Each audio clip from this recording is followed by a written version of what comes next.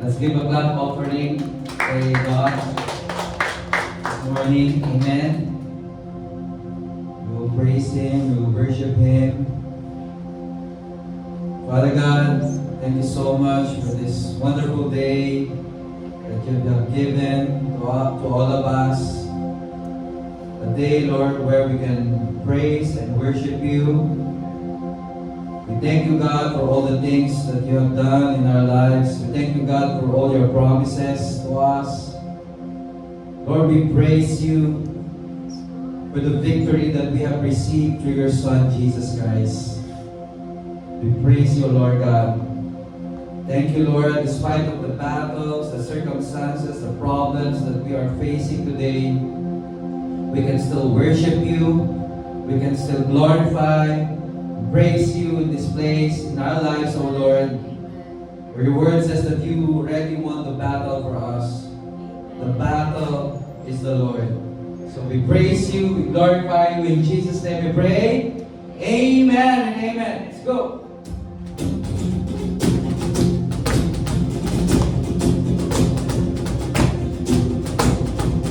Let everything that has breath praise the Lord. Praise the Lord. Praise the Lord. Praise the Lord. Let everything Everything that has breath that is breath, praise the Lord. praise the Lord. Praise the Lord. Praise the Lord. Let everything Everything that has breath that is breath, praise the Lord. praise the Lord. Praise the Lord. Praise the Lord. I praise in the valley. Praise the mountain. I praise when I'm sure. Praise when I'm doubting. I praise when I'm numbered. Praise when surrounded. His praise is the water. My enemies drowning. That's all it is. As long as I'm breathing, I got a reason to praise the Lord, oh my soul. Praise the Lord, oh my soul. I praise when I feel it, praise when I know. Praise 'cause I know you're still in control.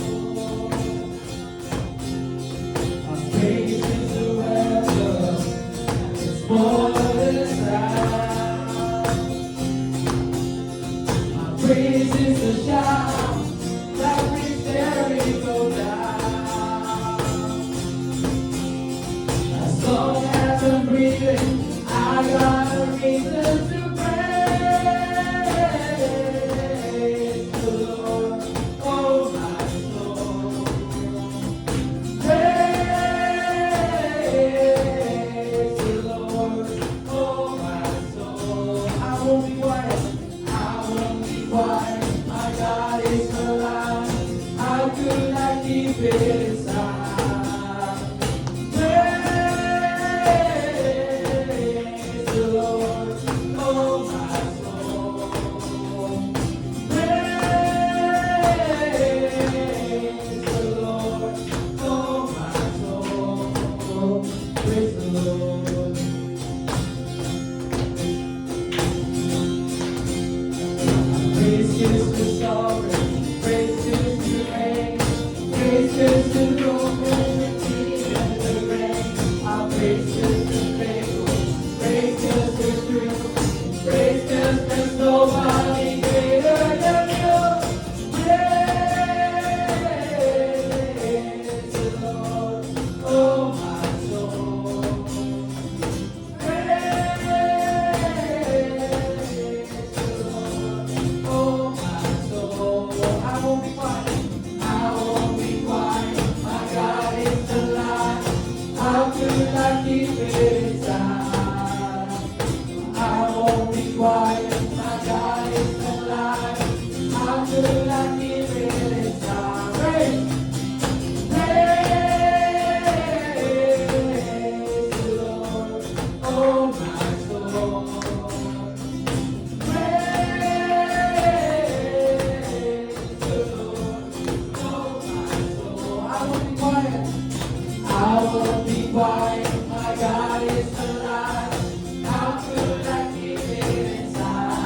quiet.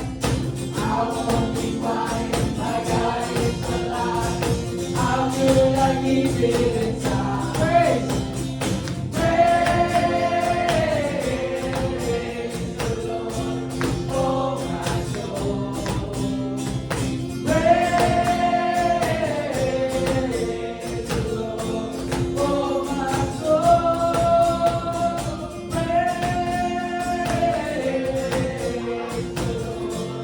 Oh my soul, I won't be quiet. My God is alive. How could I keep it inside? I won't be quiet. I won't be quiet. My God is alive. How could I keep it inside? Praise, praise the Lord, oh my soul. Praise the Lord, oh my soul. Praise the Lord. Not everything, not a breath. Praise the Lord, praise the Lord, praise the Lord, praise the Lord. Not everything, not a breath. Praise the Lord, praise the Lord, praise the Lord. Not everything, not a breath. Praise the Lord, praise the Lord, praise the Lord.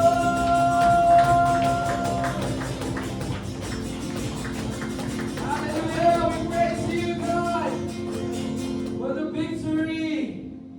Hallelujah, we praise you, Jesus. Oh, we continue to worship you. Continue to give you glory and honor, Lord God.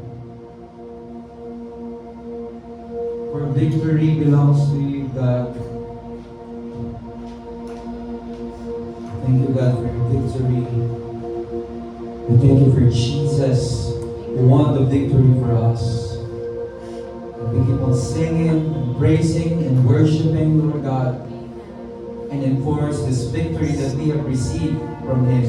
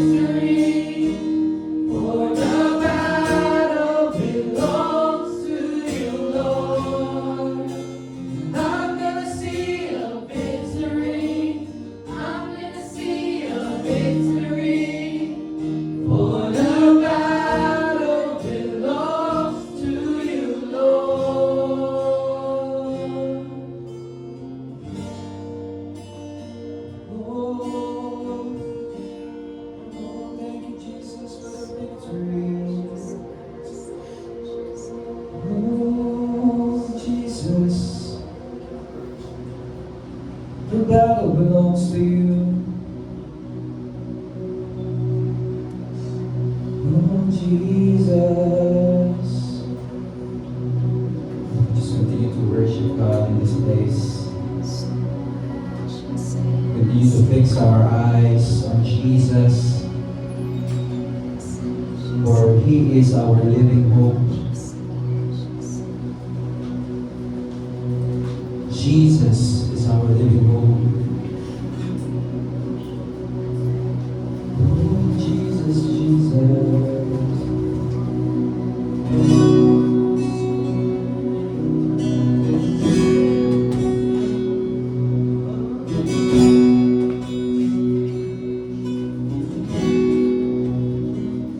How great the chasm that lay between us, how high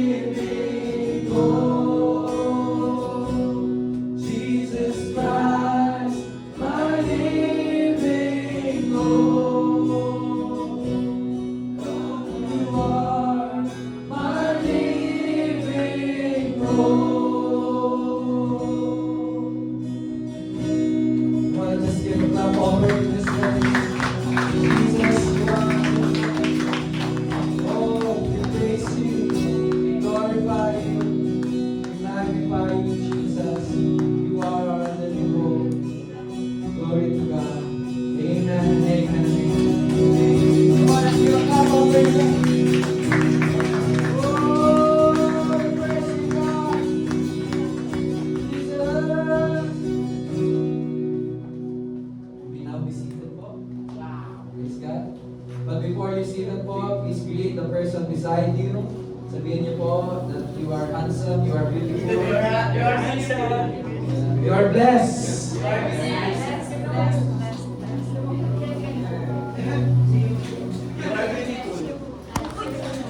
You're so handsome. You're so handsome. You're so beautiful.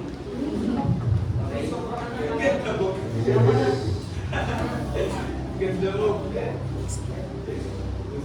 Good morning, good morning. GLM, to our young people, sleeping, sleeping. As the elements are being passed around for our Holy Communion, let's look at a few verses to exhort and remind us about the Holy Communion. Thank you, Ate. Let's look at 1 Corinthians. Yes. Let's see on the screen our verses for the Holy Communion. 1 Corinthians, it's right there. Look up. There. 1 Corinthians chapter 15, verses 1 to 4. Look, let's read. Moreover, brother, I declare to you the good news which I preach to you, which also you receive, and in which you stand. Next verse. By which also you are saved, if you hold fast that word which I preach to you, unless you believe in vain. Next verse. For I delivered to you first of all that which I also received, that Christ died for our sins. This is what it's all about. His blood, His body, that is represented by the biscuit, that Christ died for our sins, according to the Scriptures, verse 4, and that He was buried, and that He rose again the third day, according to the Scriptures. That is the gospel of grace.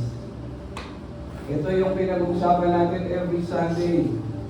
We talk about the gospel of grace. We preach it, we proclaim it, we receive it, Yes. we stand on it, by which we are saved.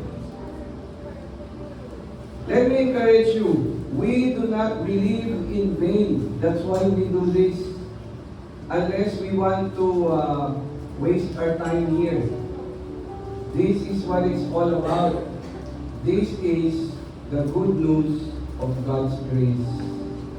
Alam niyo, isang araw I was studying, nakita ko yung isang word na maiintindihan natin other than the word grace. Grace means amnesty. Alam niyo yun? Amnestia. Sa taxes, sa government, pag may amnesty, that means meron ka pang grace period para bayaran yung taxes mo. Sa mga rebels naman, sa mga rebellious against the government, nagbibigay yung government ng amnesty. Meaning yung mga crimes na nagawa mo, yung mga rebellion na nagawa mo against the government, aalisin nila yon. Isang kondisyon, isurrender mo yung armas mo at isurrender mo yung life mo under the fold of the government. Grace is like that. He forgave us our sins so that, you know, even in the Old Testament it says, as far as the east is from the west, I will remember your sins no more. So this is it. We will partake of this and remember that this was proclaimed to you and me. This was preached to you and me, and it's still being preached every Sunday here at GLF. And we received it, right? And in which we stand, in which we are saved, unless we believe in vain. So as we partake of the bread and the juice, let us remember, let us not partake this in vain, na para lang siyang ritual. we always remember that we have been forgiven. Amnesty was given for us so that we may not suffer the consequence of sin, which is eternal death, eternal separation from God. Let us partake with thanksgiving in our heart, forever thankful to our Lord Jesus Christ. Amen. Let's partake.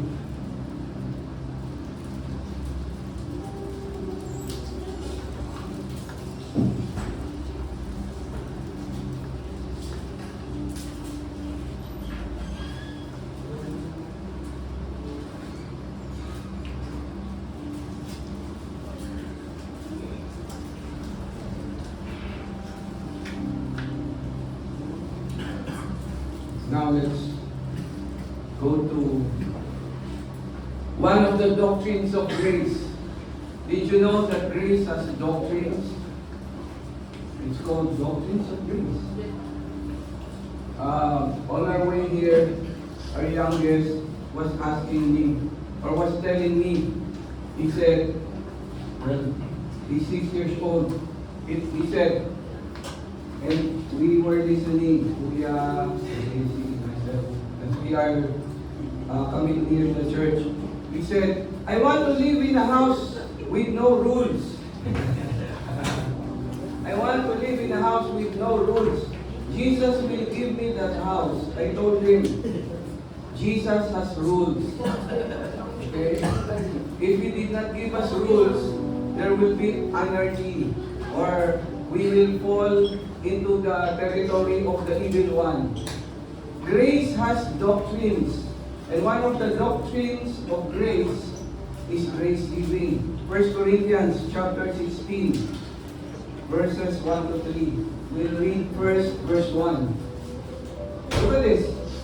This is what we do, right? This is one of the doctrines of the good news of God's grace. Grace giving. Now concerning the collection for the saints, as I have given orders to the churches of Galatia, you must do also doctrine. The law of Christ is the gospel of grace. The law of Christ is the law of love. Verse 2. On the first day of the week, Sunday is the first day of the week, let each one of you lay something aside, storing up as he may prosper, that there be no collections when I come. Grace giving, gospel of grace, doctrine of grace. Verse 3. And when I come, whomever you approve by your letters, I will send to bear your gift to Jerusalem. The context of this, the churches around Galatia, Paul was encouraging them to do grace giving because it is a doctrine of grace. So they will be able to help the saints in the church, the saints in the church of Jerusalem. This is what it's all about. This is why we give. It's for the house of God. It's for the needs of the saints. It's for a lot of things. So are you ready to give? Amen. Thank you, Father God, that this is one of the rules in the house. We have rules in the house, but these rules are not there to condemn us, but to encourage us that it is good. It is good to obey your rules. It is good to remember the doctrines, the tradition that even Apostle Paul wrote to us, for us, so that we may be able to do this every week. Thank you, Lord. Thank you, Lord, for your word that says in Philippians, because of your grace giving, not that GLF desires your grace giving, but GLF desires that more fruit will abound to your account. And Apostle Paul wrote, and my God shall supply all your needs according to his riches in glory in Christ Jesus. The doctrine of grace giving has a consequence, and it is good. Thank you, Father God, for this. In Jesus' name we pray. Amen. Amen. You can give to GCash, or you can grab an envelope there. And yeah, I believe we have also our bank account, our video bank account. So let's just thank God for this doctrine of grace giving being made available to all those who believe. Amen. Amen.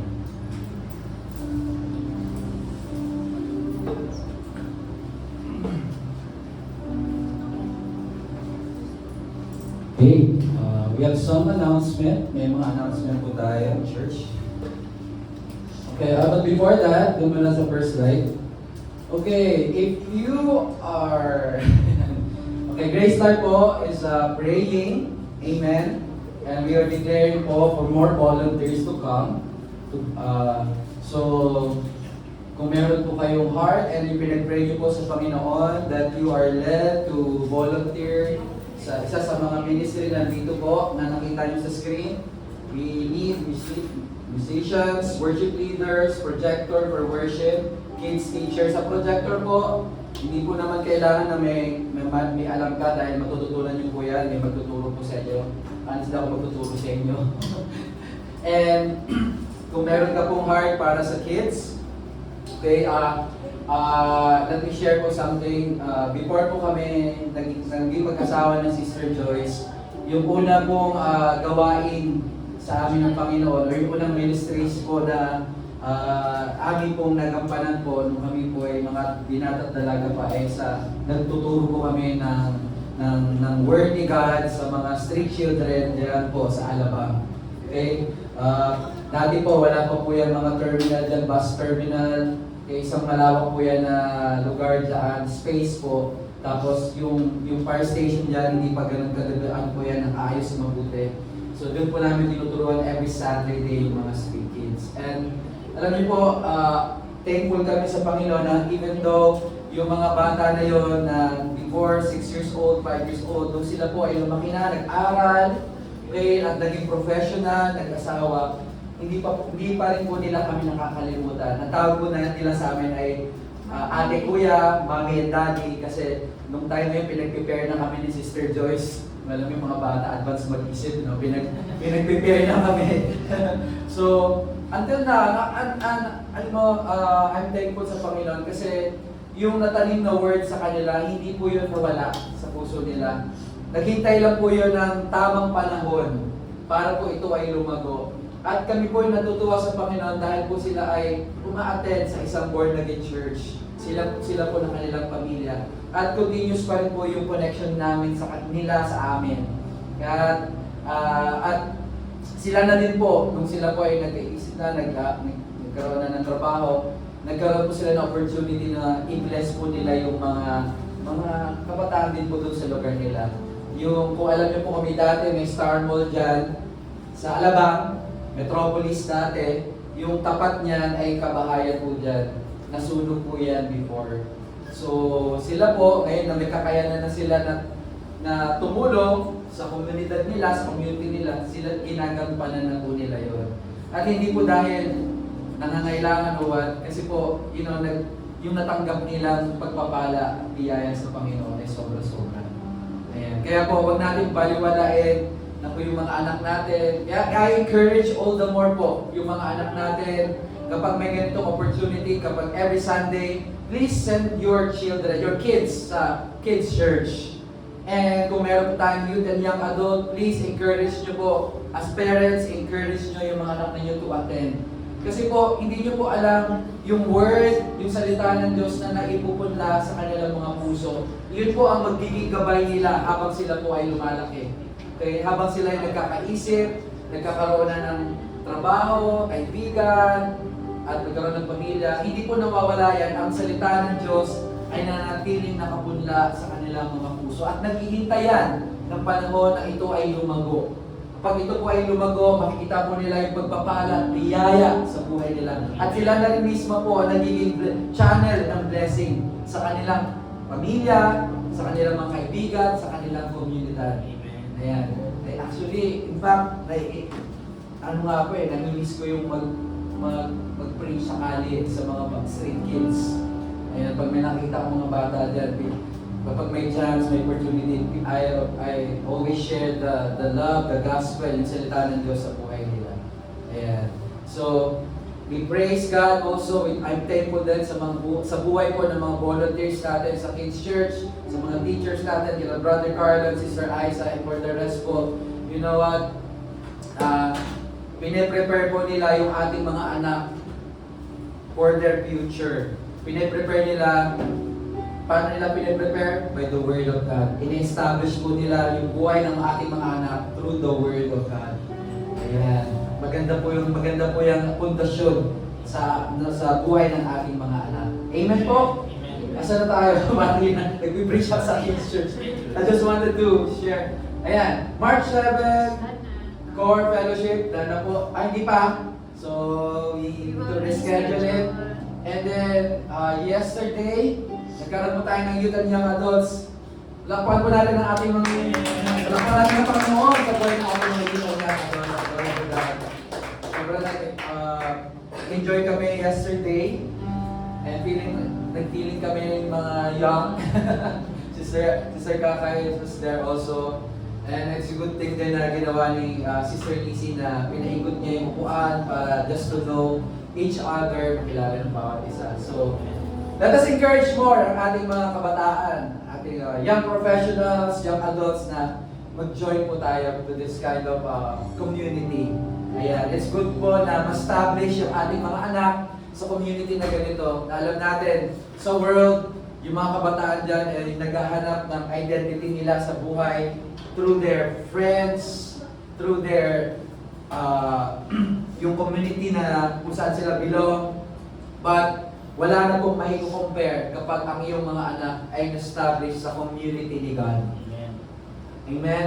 Kahit anong paghihikayat, pag-uudyok, pang-influensya ng mga tao sa labas, hindi ko sila may influensya dahil ang tanging nakaka-influensya lamang sa kanila ay ang salita ng Diyos. Amen? Amen. Hallelujah. And then, Grace Life Circles, March 28. Okay, so we would like to invite, Reschedule pa. schedule ulit. It is open for all. If you're young ladies, okay, young couple, I encourage you to go there as well. Yeah, Minister Fellowship, it will be on April 4. If you are volunteering, okay, nag-volunteer ka sa isang ministry, and if you have a heart to volunteer sa ministry, you are welcome to attend this. Okay, sa April 4. Yun na, okay. Then, okay na. Pwede na po bang, sa letter B. Praise God. Let us pray. Okay, excited na po ba sa salita ng Diyos? Sa bagay ito, panalangin po tayo.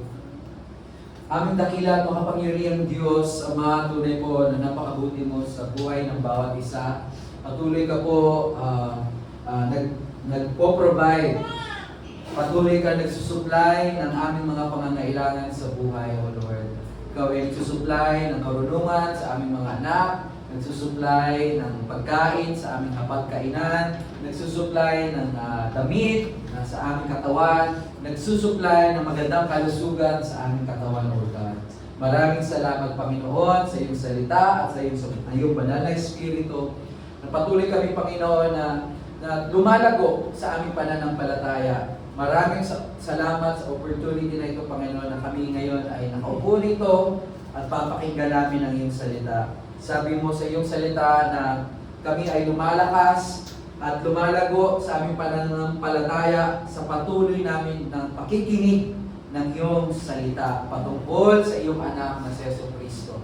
Maraming salamat, Panginoon. Tinataas ko ang bawat isa na nandito ngayon, Panginoon. Salamat na bukas ang aming mga puso na tanggapin ang iyong biyaya at pagpapala na kami ay lumago sa aming pananampalataya at sa buhay ng isang Kristiyano na tinawag mo, Panginoon. Salamat. Ito po ang aming panalangin sa pangalan ni Jesucristo. Amen.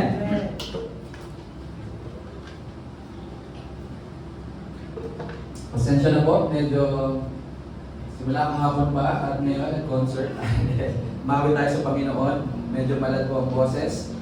But, purihin ng Diyos. Okay? Hindi po ito sa pamamagitan ng aking kalakasan, ngunit pamamagitan po ito ng kalakasan ng Diyos. Amen? Okay. Sino po sa inyo dito na nakita na ng buto ng mangga? Mukhang wala pa. Talaga. Pilipino ka ba? Papakita ko sa inyo buto ng mangga. Buto ng mangga. Nakita na. Buto ng langka. Opo. Buto ng pakwan. Ayan. Kasi may relasyon yan sa pag-uusapan natin ngayong umagang ito. Okay? By the way, ang title ng mensahe ng Panginoon sa ating lahat sa umagang ito is The Life-Changing Power of God's Word. Ulitin ko po. The Life-Changing Power of God's Word. Okay? So nabanggit ko po yung mga buto na kanina, no? Okay? Kasi po, ang salita ng Diyos ay katulad ng isang buto. Okay? Nakikita niyo po, may iba-ibang klase ng buto, may maliit, may malaki, buto ng mangga, buto ng atis, buto ng pakwan, buto ng langka, okay? But, nakikita niyo po na isang buto lang, ngunit, okay, sa loob nito, okay, may potensyal. Sa loob ng isang buto, ay may potensyal na maging puno. Okay? Yung buto, kunwari, nahawak ng isang magsasaka, okay, wala yan mangyayari, walang mangyayari sa buto na yan, hindi makikita ang potensyal doon sa buto na hawak ng isang magsasaka kung hindi ang buto ay naipupunla sa lupa. Okay? Maliwanag? Children? Student of the Word of God? So, kailangan upang makita ang potensyal ng isang seed o ng buto, kailangan ito maitanim sa magandang lupa, magandang environment. So it must be planted in the soil. In the same way, the Word of God is like a seed. So sabi ko nga, yung buto, okay, ito ay parang salita ng Diyos na kailangan din maitanim o maipunla sa ating mga puso. Okay? Sabi sa Luke chapter 8 verse 11, basahin natin. Papatunay lang po na yung buto ay ano po yan, kahalintulad sa salita ng Diyos. Luke chapter 8 verse 11. Okay, may mga Bible tayo doon sa church. Okay, ginagamit ba ngayon ng mga kids church natin?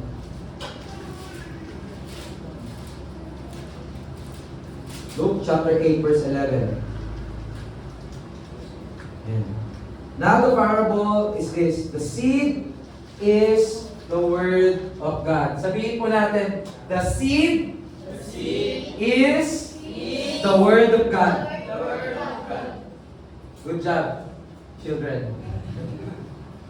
So the seed is the Word of God. Yung buto ay para ito, kalintulad ito sa salita ng Diyos. When the Word of God, kapag ang salita ng Diyos ay naitanim sa ating mga puso, okay, through meditation, it begins to produce. Ito po ay magsisimula na mag-produce na magandang, mabubuting bagay sa ating buhay, katulad na lamang ng pananampalataya, kaalaman, kapayapaan, at kasaganahan. Okay? Kapag ang salita ng Diyos ay naitanim sa ating mga puso, dahil tayo ay nag-meditate, tayo ay nagbasa ng salita ng Diyos, nakinig sa salita ng Diyos, at sa pagbabasa at pakikinig ng salita ng Diyos, naitanim ang salita ng Diyos sa ating mga puso, at ito po ay magsisimula mag-produce ng mabubuting bagay, ng magagandang bagay sa ating buhay, katulad na lamang ng paglago sa pananampalataya, pagkakaroon ng wisdom o kaalaman, okay, kapayapaan, at kasaganahan. Right? Yan po ang ginagawa ng salita ng Diyos sa buhay natin. At ang salita ng Diyos, never po yan. It's never empty. Baga, ang salita ng Diyos, hindi po yan, wala po siyang, ibig sabihin na, it's never empty. When it's planted in the heart, kapag ang salita ng Diyos ay naitanim, it always produce life. Kapag ang salita ng Diyos ay naitanim sa buhay natin, magpuproduce po ito ng buhay, kasaganahan. Amen? Sino po gusto ng kasaganahan sa buhay? Amen. Well, ngayon pa lamang po, may kasaganahan na nangyayari sa inyong buhay dahil kayo po ay nakikinig ng salita ng Diyos at ang salita ng Diyos ay tumatalima o naitatanim sa inyong puso mga oras na ito.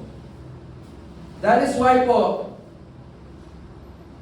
meditating on the Word is so powerful. Ano ba Tagalog ng meditating? Pagninilay. Pagninilay-nilay. Malalim pa rin yung pagninilay-nilay, no? Okay, sabihin natin, sa pagbabasa po ng salita ng Diyos, okay? Ang pagbabasa po ng salita ng Diyos, okay? Ang pakikinig ng salita ng Diyos ito po ay makapangyarihan. It is so powerful. And it allows the seed, okay? Yung buto ng salita ng Diyos, God's truth to take root in our hearts. So sa patuloy natin, pagbabasa, okay, ng salita ng Diyos, pakikinig ng salita ng Diyos, yung buto na kung saan yung salita ng Diyos, ito po ay naitanim sa buhay natin at ito po ay nag-uugat. Okay? Yung katotohanan ng salita ng Diyos, okay, take root in our hearts. At ang salita ng Diyos, okay? We're talking about the Word of God. The Word of God, ang salita ng Diyos, salita ng Diyos. Kita ko si Sister Joyce, ang ganda eh. Salita. The Word of God reveals Jesus Christ. So yung salita ng Diyos, ang inihahayag nitong salita ng Diyos ay sino? Si Jesucristo. When we talk about the Word of God, we are not simply talking about a religious book. Kapag pinag-uusapan natin ang salita ng Diyos, mga kapatid, hindi natin pinag-uusapan about religious book, okay? But simply, pinag-uusapan natin ang Panginoong Jesucristo. We simply talked about the Lord Jesus Christ. The scriptures, okay, ang salita ng Diyos, ultimately reveal the person of Jesus Christ. Yung salita ng Diyos, okay, ang inahayag nito ay ang persona ni Jesucristo. Alright? John chapter 5 verse 39.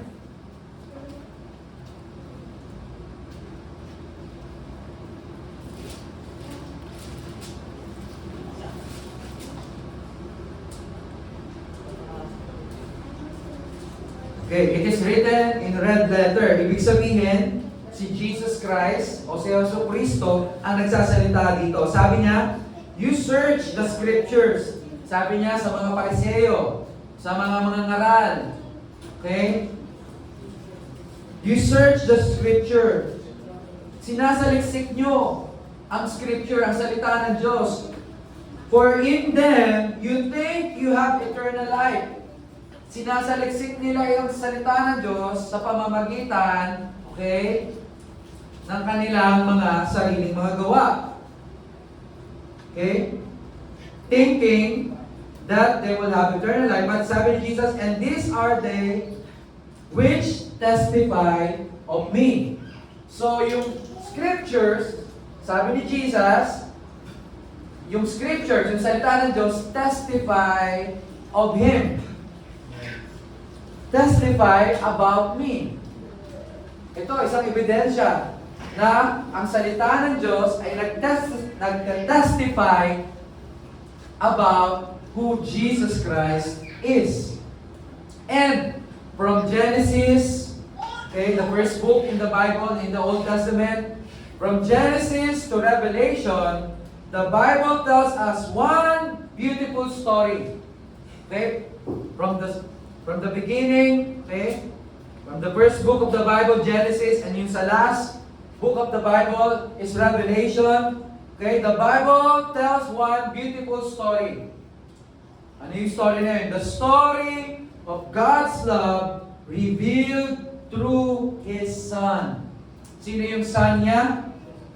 Jesus Christ. So, from beginning to end, okay, yung Bible talks about God's love revealed through His Son, Jesus Christ. In the Old Testament, sa Lumang Tipanan, Jesus is promised. Okay? He was concealed. Jesus Christ is concealed sa Old Testament. Okay? Kaya po, kapag magbabasa tayo ng Lumang Tipan na Biblia, minsan hindi na natin natatapos, nakakatulugan na natin. Sabihin na natin, ay boring, parang haba-haba naman ng story na to. Saan pa patutungo ito? Mabuti pa, nag-Netflix na lang. Ayan. So, no. Kasi, mali. Hindi naman sabing mali, but iba yung kung paano mo sinasaliksik ang salita ng Diyos. Katulad sinabi ko nga kanina po, from Genesis to Revelation, it talks about God's love and the story of His Son, Jesus Christ. So sa pagbabasa po ng salita ng Diyos, okay, hahanapin mo lagi si Jesus sa mga pahina ng Biblia.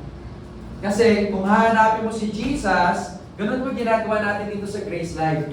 Okay? Kaya hindi po, di ba, pag nagkikwento ka ng stories, Pastor Bob, Brother Carlo, ng stories about the Bible, hindi po siya boring pakinggan kasi nangyayari po, kinukuha po namin, pinapakita namin sa inyo yung persona o yung picture ni Jesus Christ doon sa story. Okay? Nakikita natin kung ano yung ginawa ni Jesus Christ doon sa story. Just like yung 2 months ago, o 1 month ago pala, yung aking na-share sa ating youth and young adults, the story of Ruth and Boaz. Si Boaz, he is the heavenly picture of our Savior, Jesus Christ. Okay, Jesus Christ is our heavenly Boaz. So si Boaz is the picture of Jesus, and Ruth is the picture of the church. As tayo po yun. How Boaz saved, redeemed Ruth. And then how we found favor in the eyes of our Boaz. So ganun po, hindi siya boring or hindi ba? Kasi lagi natin hinahanap si Jesus. Saan ba si Jesus sa story ni Abraham? Saan ba si Jesus sa story ni Noah? Saan ba si Jesus sa story ni Joshua? Saan ba si Jesus sa story ni Ruth and Boaz? Saan ba si Jesus sa story ng mga kings? Saan ba si Jesus? Lagi po natin hinahanap si Jesus. At dun sa gospel po, si Jesus na-reveal, na-ihayag sa mga gospels. Matthew, Mark, Luke, and John, doon po naihayag si Jesus. Sa epistles naman po, sa mga letters ni Apostle Paul, Jesus was explained. Na-explain si Jesus sa mga letters ni Apostle Paul. And sa Book of Revelation, makikita po natin si Jesus doon as a glorified King. Jesus is glorified. Let's go to John chapter 1, verse 1.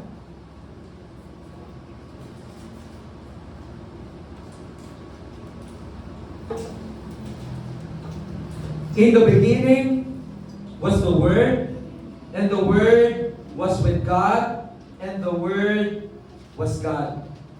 So, when we meditate on the Word of God, we are not merely studying information. Kapag tayo po ay nagnilay-nilay, okay, nagbasa ng salita ng Diyos, nakinig ng salita ng Diyos, okay, hindi lang tayo nag-aaral para magkaroon tayo ng information about sa Bible.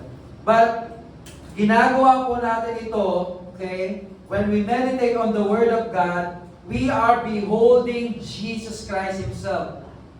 Okay? Ano ba yung Tagalog sa beholding? Inaano natin, basta mamaya. Beholding Jesus. So when we meditate on God's Word, we are beholding Jesus Christ. Nakikita po natin yung persona ni Yesu Cristo. We are beholding Him. It's like, okay, wag mo na sa young adult. Sa mga ano dito, wag mo na sa mga young people, sa mga may maasawa na. Di ba? Tinitingnan, minamasdan. Minamasdan, tinitingnan. Di ba kapag yun sa mga mag-asawa na po, first time nyo na nakita yung inihiro. Di ba? Hindi siya nawawala sa iyong isip, hindi siya nawawala sa iyong mga paningin. Iyong pinagmamasdan ang kanyang kagandahan, ang lubos na kagandahan, ang karikitan ng kanyang mga mata, ang kanyang balangkilitan bago pumunta pa sa iba. Iyong pinagmamasdan. Okay? Sobrang in love na in love ka. Sinisinta mo ang iyong iniirog. Hindi nawawala siya sa iyong isipan. Hindi siya nawawala sa iyong puso. Ganon din po ang salita ng Diyos. Kapag tayo ay nag-spend time, nagbabasa ng salita ng Diyos, nakikinig ng salita ng Diyos, ito po, ang salita ng Diyos ay naitatanim sa kailaliman, kaibuturan ng ating mga puso. At kapag ito po ay naitanim, ang resulta po nito ay kasaganaan sa buhay, lumalago tayo sa pananampalataya, okay? Nagkakaroon tayo ng kaalaman, nagkakaroon tayo ng kapayapaan sa ating mga puso. The more we see Jesus in the Word of God, the more His life begins to flow in our lives.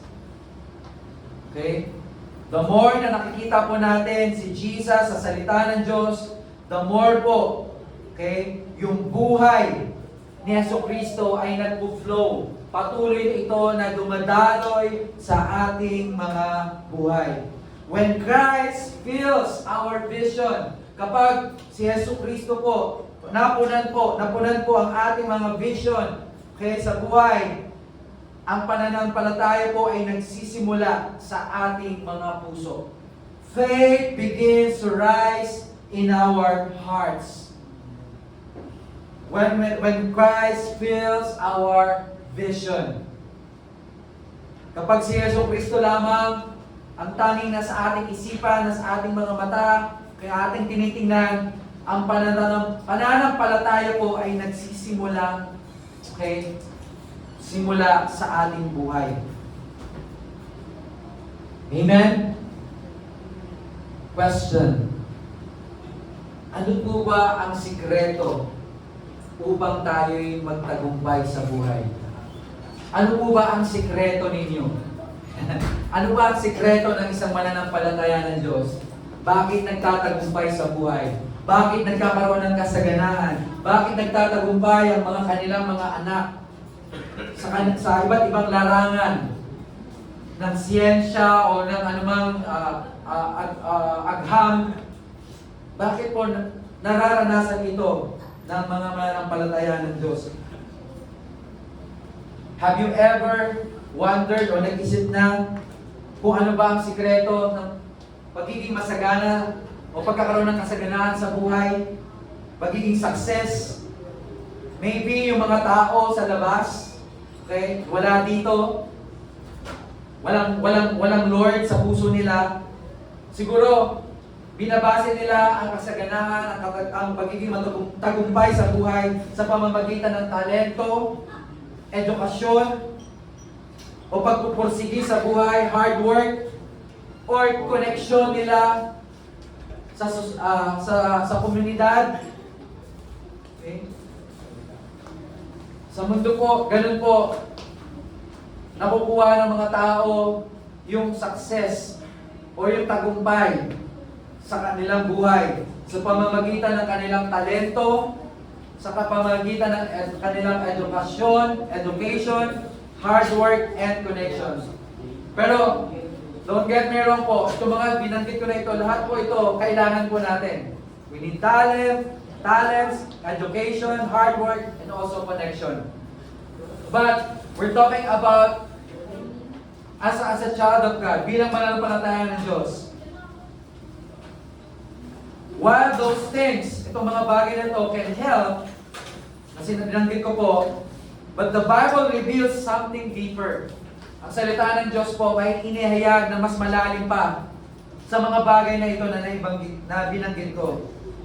There is a divine key to success that comes from God Himself. Meron pong isang divine key to success na nagmumula sa ating Diyos. Ready na po kayo? O hindi pa ready? And God revealed this secret hindi sa isang hari, na hindi sa isang presidente, not to a wealthy businessman, sa isang mayaman na businessman, but to a man who was about to face one of the greatest responsibilities in the Bible. Ayan, dadako na tayo sa story. Sino gusto ng story sa Bible? Ayan. Sabi ko nga, hindi boring ang magbasa ng salita ng Diyos. Alright? So, tuturuan tayo ng salita ng Diyos about yung divine key to success that comes from God Himself. And itong success na ito, ang pagiging, ang katagumpayan, okay, to have success sa buhay, hindi po ito naihayag sa isang hari, sa isang presidente, sa isang mayaman na businessman, sa isang tao na maraming impluwensya, but ito po ay naihayag sa isang tao sa Biblia na kung saan ay may haharapin siyang matinding responsibilidad. At ang taong iyon ay si Joshua. Okay. Joshua was about to lead the entire nation of Israel. Si Joshua po, okay, meron po siyang responsibilidad na gabayan, okay, na i-lead ang bansang Israel sa promised land. Na kung saan, okay, ito po ang promise ng Diyos sa kanila. Okay? So Joshua was about to lead the entire nation of Israel to the promised land after the death of Moses.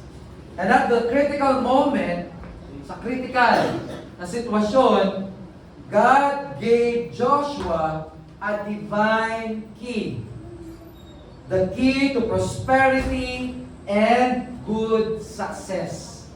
Sabihin natin, prosperity and good success. Okay, let's go to Joshua chapter 1. That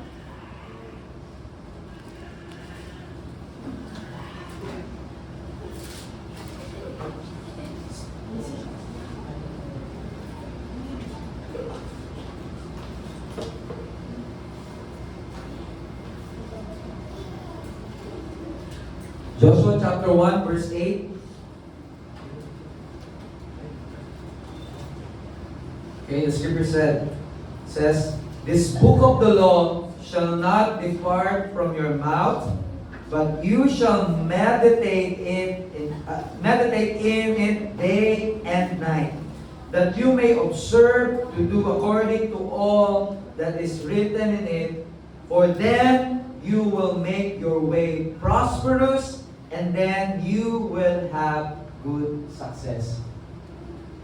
Ano po natin ito? Ihimayin natin this morning. Ayan. Still have a time. So, the key is found in Joshua 1:8 sa binasa po natin. And here is the wonderful truth. Nandito po yung wonderful truth na, o katotohanan. The same key of susi, same key God gave Joshua is available to every believer today. This is the key to good success, to have prosperity and good success sa buhay. And the same key that God gave to Joshua is available to every believer today. Imagine niyo po yung scene sa verse 1. Ito, after the death of Moses, the servant of the Lord, it came to pass that the Lord spoke to Joshua, the son of Nun. Wala palang nanay ko si Joshua, tatay, son of Nun, Tulila. Ay, hindi, joke lang yun. Doon tumawa.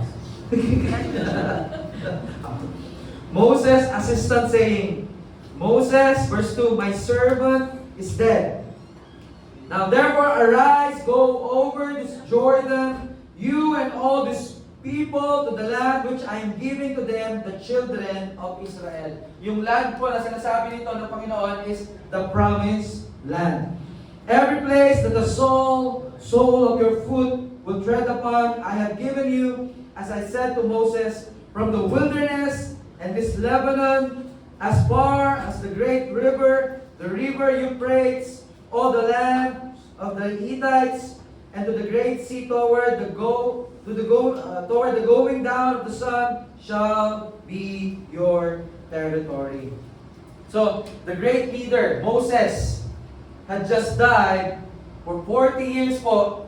Moses had been si Moses po, for 40 years, si Moses po yung nag-lead sa nation of Israel.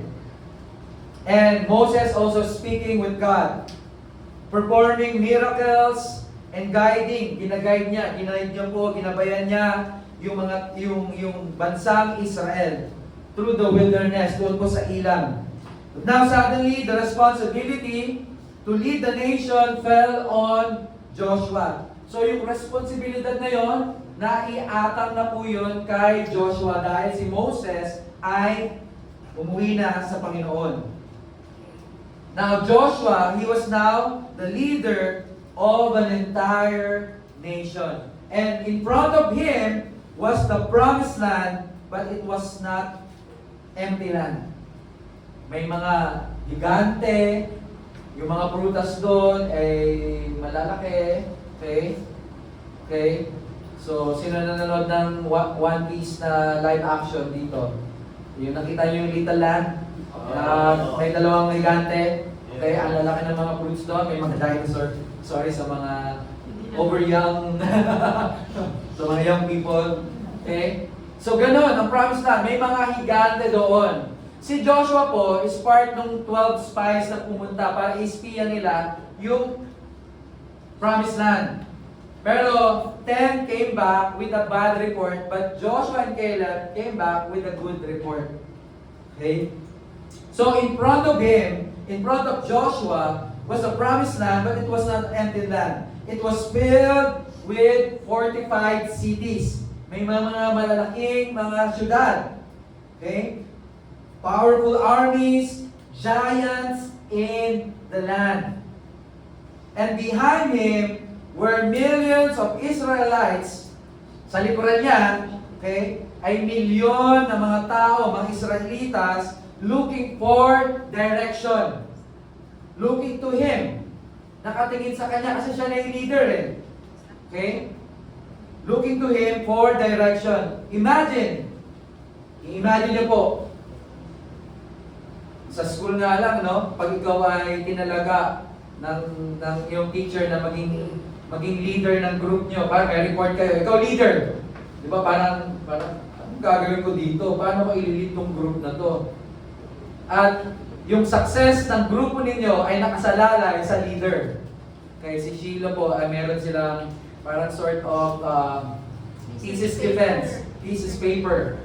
So, hindi siya leader. So, may leader sa kanya. Sabi ko sa kanya, remind ko sa kanya, yung success ng report ninyo nakasalalay sa leader ninyo.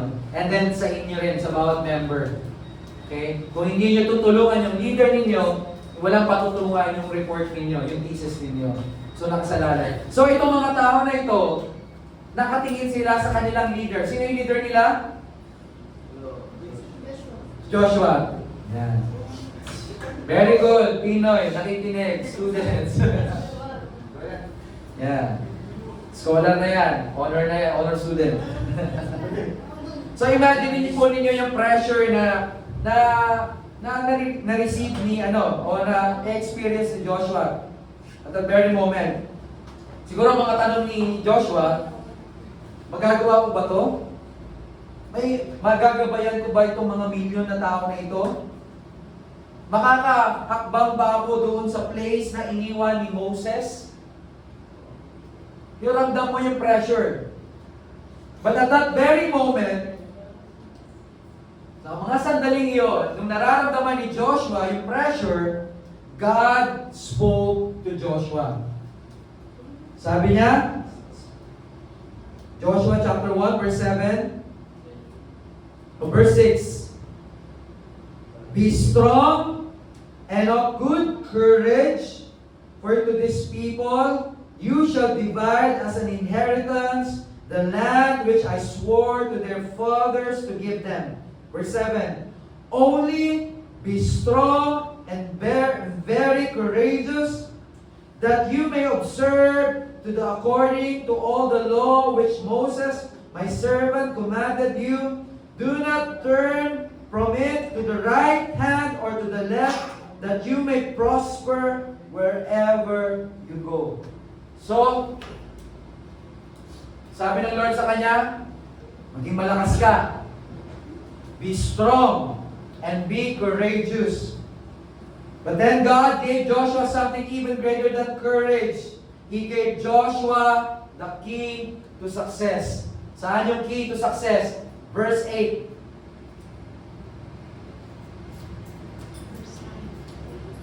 Verse 8. The book of the law shall not depart from your mouth, but you shall meditate in it day and night, that you may observe to do according to all that is written in it. For then you will make your way prosperous, and then you will have good success. Notice nyo po, there's something powerful dyan sa scripture na yan. God did not give Joshua a complicated military strategy. Hindi binigyan ng Diyos si Joshua ng estratehiya o binigyan ng malakas ng military o sundalo para talunin yung kanilang mga kaaway. To invade whoever, kung sino yung nagsistay doon sa promised land. He gave him a word strategy. Sabihin natin, word strategy. Word strategy. Yeah. Good job, children. Because when the word of God fills your mouth and your heart, it will lead you into a life of prosperity and good success. Kapag ang salita ng Diyos ay namumutawi sa iyong mga labi, labi ng Tagalog yun, at ito ay naitanim sa iyong mga puso, ito po ang iyong magiging gabay at magkakaroon ka ng kasaganahan at tagumpay sa iyong buhay. This book of the law shall not depart from your mouth, but you shall meditate in it day and night. For then you will make your way prosperous, and then you will have good success. God's instruction to Joshua was simple but powerful. Ganun lang, Lord. Simple naman. Mag-meditate lang ako, mag-spend time lang sa salita mo. I-meditate ko lang to, i-recite ko to, i-declare ko to sa bibig ko, sa labi ko, paniniwalaan ko sa puso ko, at magkakaroon na ako ng prosperity, kasaganahan, at tagumpay sa buhay. Well, huwag natin parang maliitin ang salita ng Diyos. Though it's simple, but yet it's so powerful. The path to success begins with God's Word. Yung daan po sa kasaganahan, daan para sa tagumpay sa buhay, ay nagsisimula yan sa salita ng Diyos. At may tatlong importanteng bagay tayo na matututunan dito sa scripture na to. Sabi po, first sentence, this book of the law shall not depart from your mouth. So, ibig sabihin, when we talk about the book of the law, it talks about po, every time makikita po natin yung word na yan, book of the law, it always pertaining sa word ni God. Okay? This book of the law shall not depart from your mouth. Itong salita ng Diyos ay hindi dapat humiwalay sa iyong bibig, sa iyong labi. Okay? Shall not depart from your mouth. Notice po, God did not say, mind first. Hindi sinabi, isipin mo. Dapat wag mawala sa isipan mo salita ng Diyos. Pero sinabi po dito, that the word of God shall not depart from your, what? Mouth. He said mouth. Because when the word stays in your mouth, faith begins to rise.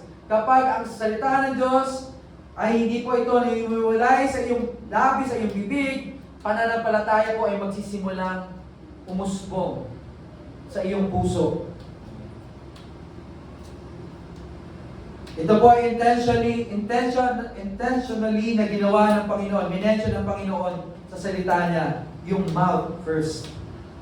Because speaking the word is part of meditation.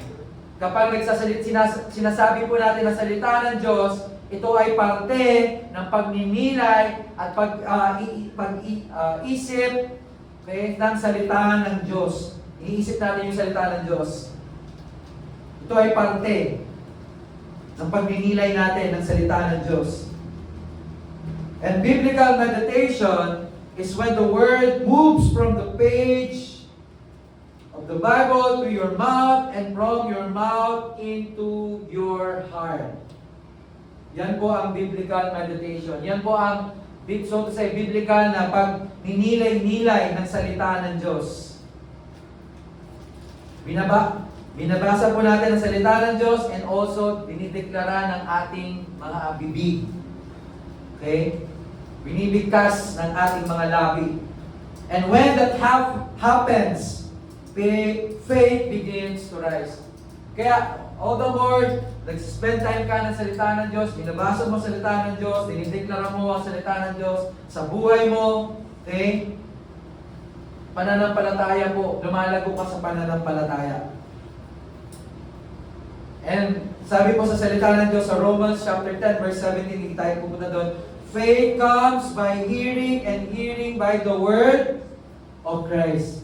Ang pananampalataya po ay nagsisimula sa pakikinig, sa patuloy na pakikinig at pakikinig ng salita ng Diyos.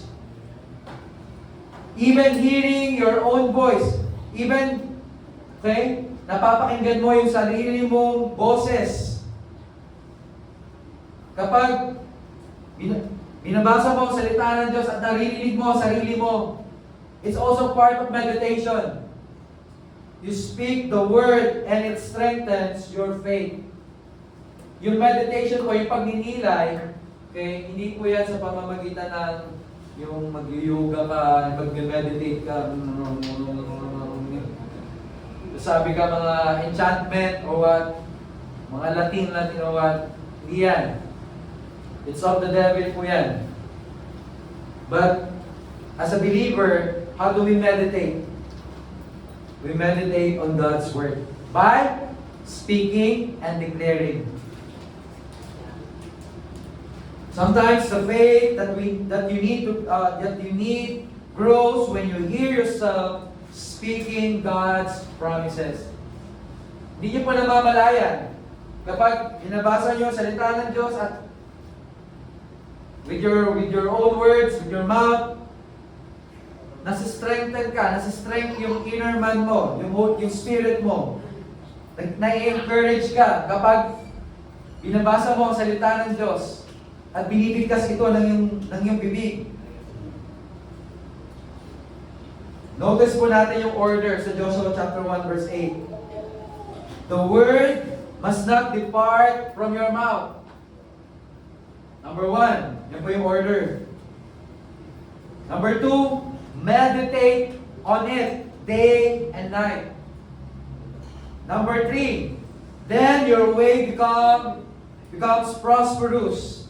Number 4, then you will have good success. So nakita pa natin, before prosperity appears in our life, in your life, the word must first fill your mouth. So bago po ma-experience yung prosperity sa buhay natin, first, the word must not depart from our mouth. So what fills your mouth will eventually shape your life. Mukhang may nagpabango, may matamis ako na amoy.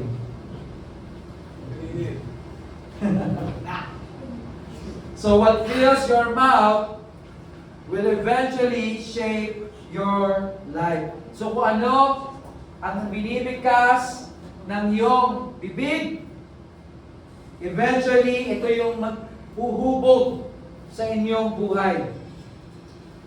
Okay, the Bible says that life and death is in the power of our tongue. So kung ano yung sinasabi mo sa iyong buhay, sa iyong sarili, ay wala akong, for example, wala akong kwenta. Ay, sabi ng nanay ko, of daw. Ay, nga daw. Kung ano yung sinasabi mo, pinaniniwala, kung ano yung sinasabi ng iyong bibig, yun ang pinaniniwalaan mo sa iyong puso, at yun ang huhubog sa magiging kinabukasan mo. That's why we have to be careful the way kung paano tayo magsalita. Remember how God create everything, kung paano kinreate ni God lahat-lahat sa pasimula pa lamang, He create it by His own word. Sabi niya, let there be light. So what fills your mouth will eventually shape your life. Sabi sa Bible, sa Luke chapter 6 verse 45, out of the abundance of the heart, his mouth speaks. So out of the abundance of your heart, the mouth speaks. So instead of speaking, instead na sabihin mo yung mga bagay na negatibo, we speak faith. We speak the positive things. We speak about the Word of God. We speak on the Word of God.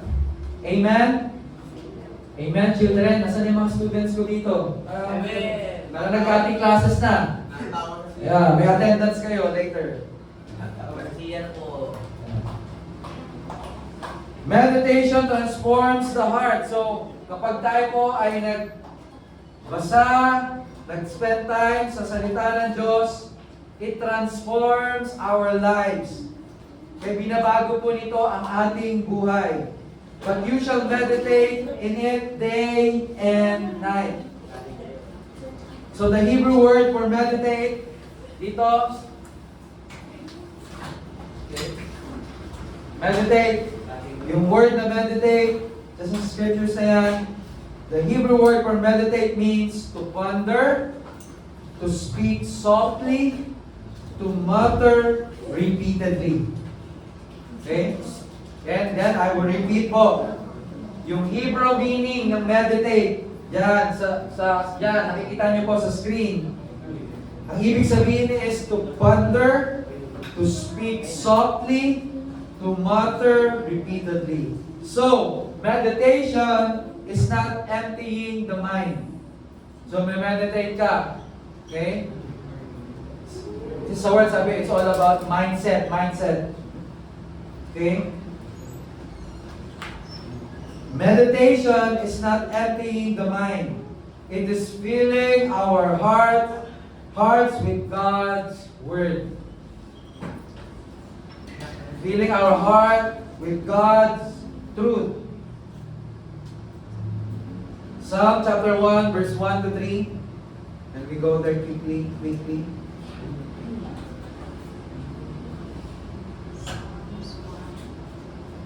1, verse 1.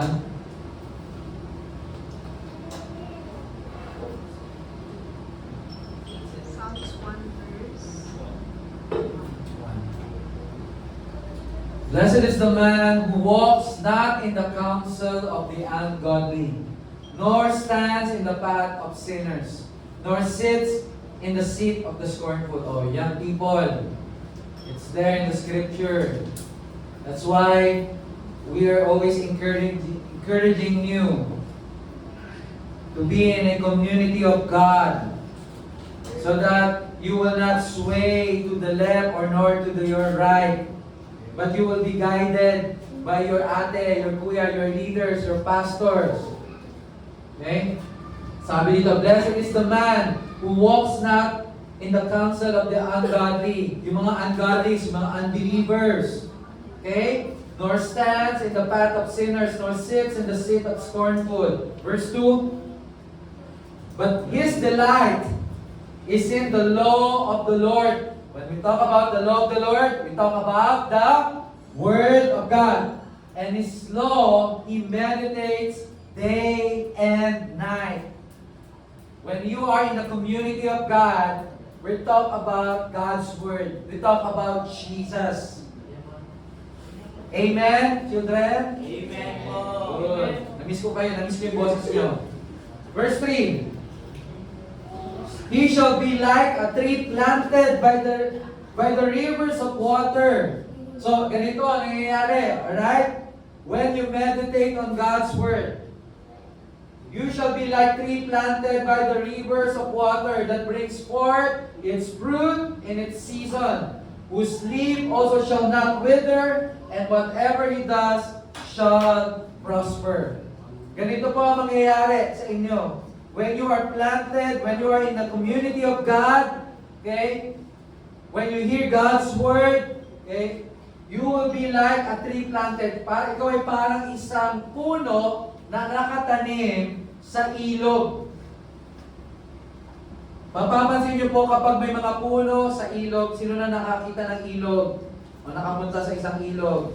Kapag isang ilog ay may mga puno na nakatanim, tingnan niyo po, masagana yung mga puno na yon. Ano po? Yung mga dahon nila, green, okay, hindi sila natutuyo whatsoever kasi they are planted by the rivers of water. Hindi nagkukulang yung supply ng tubig. That brings forth its fruit in its season, whose leaf also shall not wither. Ibig sabihin, hindi malalanta, and whatever he does shall prosper. The one who meditates on the Word becomes like a tree planted by the rivers of water. Again, he will be strong, he or she, stable, and fruitful. So, meditation sa Word ni God is not trying harder, but it is seeing clearer. The more we see God's promises, saan yung mga pangako ni God? Bible.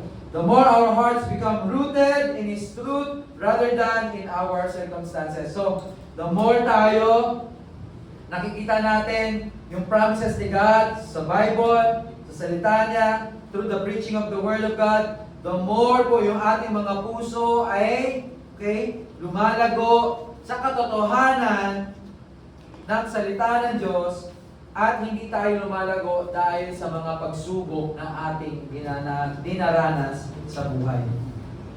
Meditate sa Joshua chapter 1 verse 8. Yung meditate na word comes from the Hebrew word haga. Okay? Yung haga is to mutter, to speak softly to oneself, to murmur repeatedly, to ponder deeply, to speak under the breath, again and again. Sino nakakita ng baka? Baka na kumakain ng damo. Alright? Nakita niyo po, pag kumain yung baka, hindi niya nilulunok agad yung damo. Kasi machuchoke siya, mabubulunan. So, ang ginagawa niya? Inumuya. Paano pagmuya?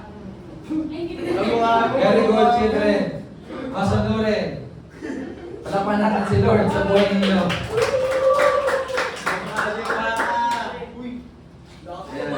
Gusto ko lang po na attention ninyo. So, ganun po yung matter. So, ganun ang pag-meditate na salita ng Diyos. Hindi mo kailangan maging sumigaw. Kailangan mo lang, katulad ng baka, minumuya mo yung salita ng Diyos. For example, John chapter 3 verse 16. John 3:16. For God so loved the world. For God so loved the world that He gave His only begotten Son, that he whosoever believes in Him will not perish, but he will have eternal life. So minimeditate mo lang yun. Dinideclare mo, sinasabit ng iyong bibig. And then kapag every time mo sinasambit yun, yun po, ito po ay tumatanim sa iyong puso. At pansinin niyo po, hindi na yun nawawaglit sa iyong isipan. Hindi na nawawala sa isipan mo. Matik na yun. And then, all the more na dinideclare mo siya, nagkakaroon ka ng naihahayag sa iyo yung katotohanan doon sa salita ng Diyos. Ah, for God so loved the world. Mahal ako ng Diyos. God loves me. At dahil mahal niya ako, He gave His only begotten Son. Minahal niya. Sa pagmamahal na yun, ibinigay niya ang kanyang anak na si Yesu Cristo. So sa kabila ng pinagdaanan mo sa buhay, mahal ka ng Diyos. At yung mga pinagdaanan mo, pinagdaanan na ni Yesu Cristo sa krus ng Kalbaryo. Ang tanging kailangan mo lamang o gawin ay manampalataya. Sabi ni Jesus, Yesu Cristo,